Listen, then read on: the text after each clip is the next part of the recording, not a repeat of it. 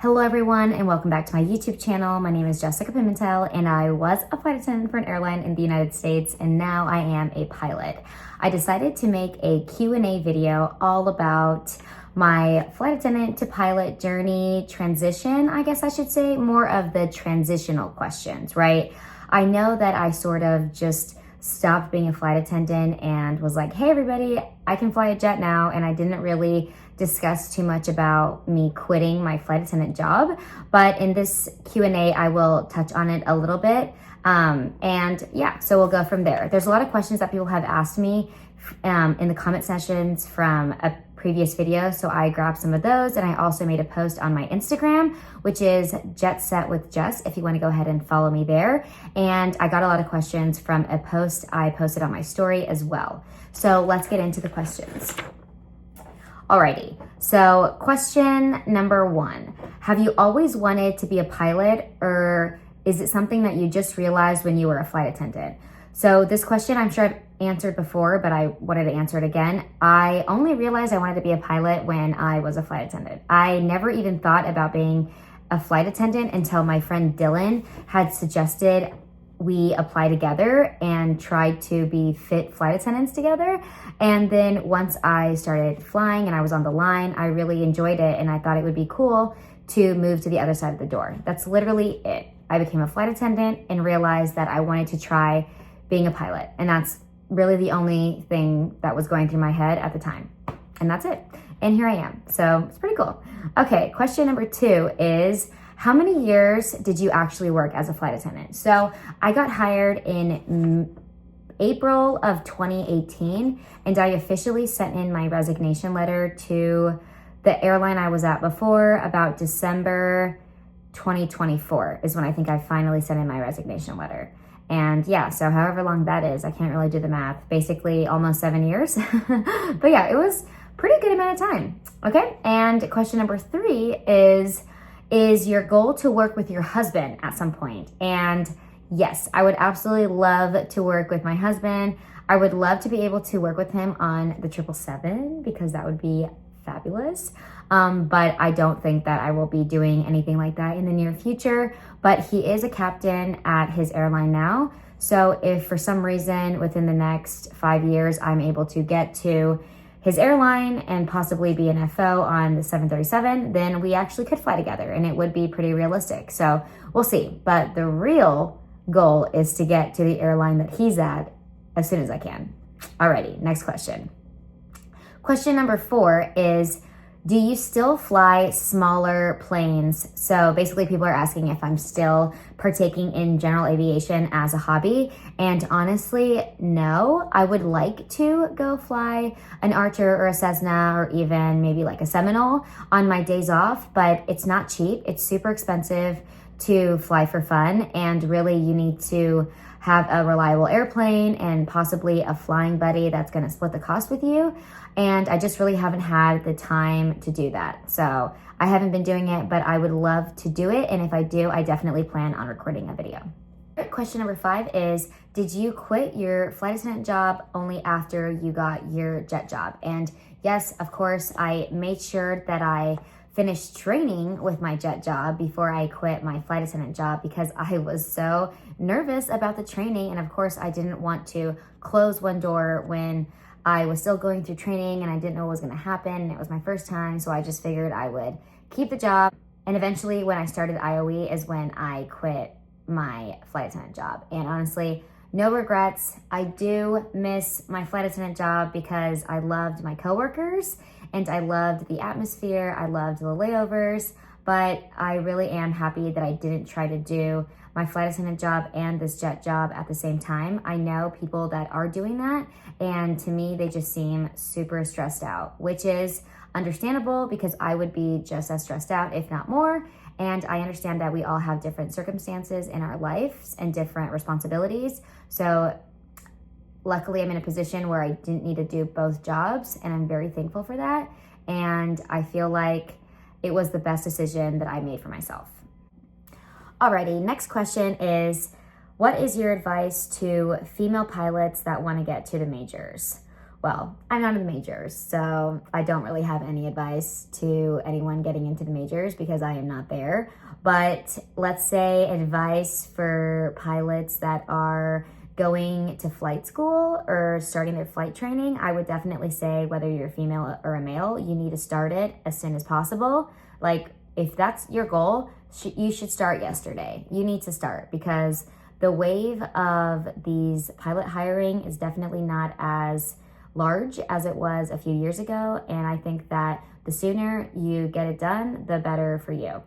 I think for females specifically, some advice I would give is just to have a lot of grit. You may be treated differently than a colleague who's a male. And I think that you should already go in thinking that and knowing that that's a huge possibility, and just understanding that it's going to continue and it's just something that you're going to have to experience and then put behind you immediately. You can't dwell on these experiences because they will ruin you. And if you want to make it as a female in the aviation industry, I think nowadays it's gotten a lot better, but that doesn't mean that we're not going to come across some pilots or some people with authority in the aviation industry that might want to tear you down a little bit. And if that's the case, then it is what it is. It's going to happen and you're going to have to move on from that. I'm not saying it's right. I don't agree with a lot of things that have happened, even to me, but I think that I can't dwell on those circumstances and I have to just keep moving forward.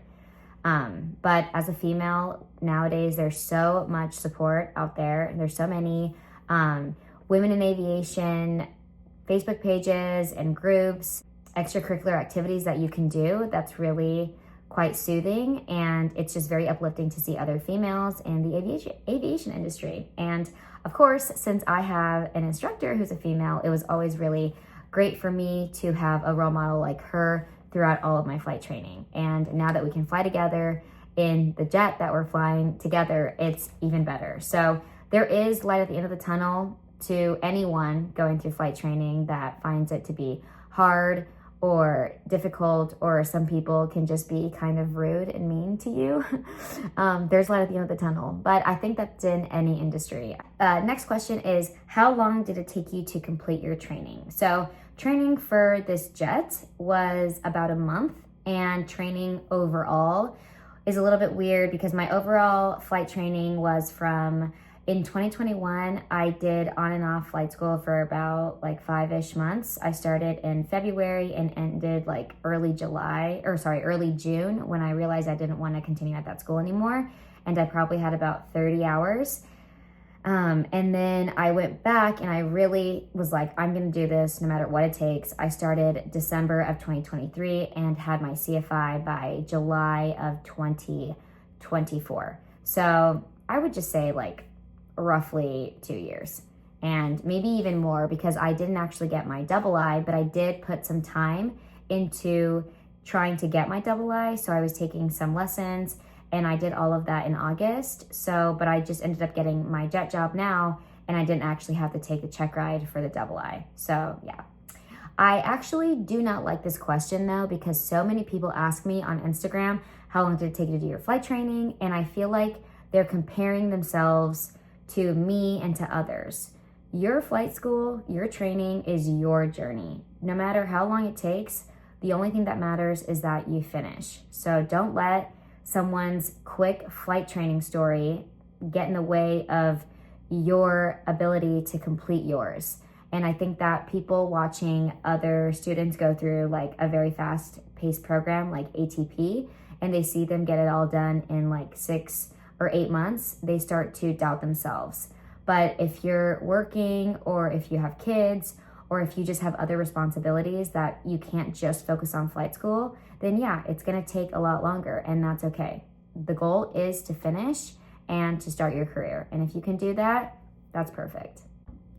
Alrighty, next question is, how did you study for your written tests? And the honest question is just read all the questions a million times and go through the answers and just know them all, because luckily nowadays we have different resources for that. So for your private pilot, buy this app called Prepware, or you can get this online school called Gleam or Gleim, not really sure what it's called. And then there's also King School. But for all the other tests that you're gonna need to take, you can use Shepherd Air. And they basically have like 1,000 different questions that could possibly be on the test. And then from there, you just go through all of them and know all the answers, understand them, and then you go and you take practice tests to see when you're ready. That's literally the only way to study for those tests because they are very time consuming, but you gotta get it done. Next question is, after moving from the flight attendant side to the pilot side, is there anything the flight attendants do that annoy you? The answer to that is, honestly, no. There's nothing that I can really complain about the flight attendants doing that annoys me. There's literally nothing. They haven't done anything wrong. I feel like because I'm new to the company and somewhat new to the plane and like the interior things, they might ask me like, hey, can you grab something from me or can you help me clean this? And I might just be annoying in a way where I need a little bit more information, like how exactly do you want me to help you clean this, or where exactly do you want me to put this? And I just feel like that's maybe me being annoying to them just because I don't want to overstep or do anything wrong. But there's been nothing annoying, in my opinion, for the flight attendants. I always felt like when I was a flight attendant, I would feel bad when the pilots were talking and I would go in and ask a question or say something, but most of the time I was really good at saying, okay, they're having a conversation, it looks like a briefing, it's important, do I need to speak to them right now? And if the answer was yes, like I have to, because the agent's asking me something, someone's asking me something, maybe there's a security threat or something, then yeah, I'm gonna interrupt them and I'm gonna tell them what I need to tell them or ask them what I need to ask them. And I felt like as the pilot now, when the flight attendants do that, I feel like they also assess the situation, and I've never been annoyed at them for like coming in and asking a question if I'm talking to the captain, which that's just something that I was always worried about, but I don't find it annoying at all. We're a crew and we need to work together. And I think that so far I've been working really well with all the flight attendants and the captains that I've had to work with, and it's been great. So yeah, no complaints here. Alrighty, last question is gonna be, what is the biggest challenge in your new company? So, let's see. Biggest challenge, going through training overall was quite challenging. It was going from a single engine, small little airplane with a lot less systems, then going to a massive jet with a lot more systems. And that was just different. Also, I mentioned in the video before, it all happened very quickly. So it was a lot of time changes, a lot of life changes in a short period of time. That was probably definitely my biggest challenge. Now that I'm in the company and I'm working and I've gotten a lot more comfortable with the airplane and the operations, I feel 10 times better. But I do think that sometimes flying with new people, like every time you fly with somebody new, you are always have that little bit of like a little anxiety, like, okay, who's this person gonna be? Are they gonna be cool? Are we gonna get along well? Because it's a crew and you wanna make sure that you have good crew resource management. And I would honestly say that that's probably the biggest challenge, is just sometimes getting a little bit, being apprehensive about like, who am I gonna fly with because I'm new. But overall, it's been great and no complaints here as well. All of the challenges that I faced with this company has really shaped me into a better pilot and a better person, I think, so far. And I've really learned so much. It is crazy to think that so much has happened in the last 6 months, and I just feel like a totally different person than I was 6 months ago. But we're all here to evolve, and I think it's important to evolve in life. But anyway, that's it for this video. Thank you all so much for leaving me these questions. Some questions have already been answered in the previous videos, so if you are looking to get some answers to those, I have a pilot playlist now on my YouTube channel, so go ahead and just look on there and hopefully the answers will be on one of those videos. But anyway, thank you all so much for watching. I appreciate all your support and I will see you in the next one. Beijinhos, ciao ciao.